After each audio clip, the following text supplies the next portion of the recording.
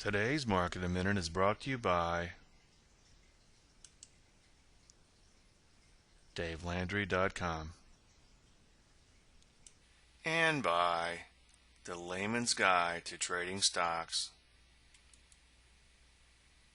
Good morning. Today is Monday, September 20th, 2010. I'm Dave Landry, and this is the Market in a Minute. Let's go. Well, the piece probed a little bit higher, but came right back in. It did flat on the day. As you can see, it really haven't moved much lately on a closing basis. If this continues for a little while longer, we could see a big move one way or the other. Usually after a low volatility situation, you have an expansion in volatility. The next question is, which way? Well, no one knows for sure, but the fact that we're overbought towards the top of the range, and I think a lot of people are anticipating a breakout, that makes me think we could get a fake out. Market could fake higher and then come right back in and correct from this overbought condition. But you know what? That's really not a whole lot to trade on unless you want to fire off a day trade or something like that. Knock yourself out. Take a look at the NASDAQ. It did manage to close right at multi-month high, so it's looking a little bit better than the P's, but really hasn't broken out of its range just yet, and it too really hasn't moved much lately on a closing basis. It's also overbought, so all these indices are due to correct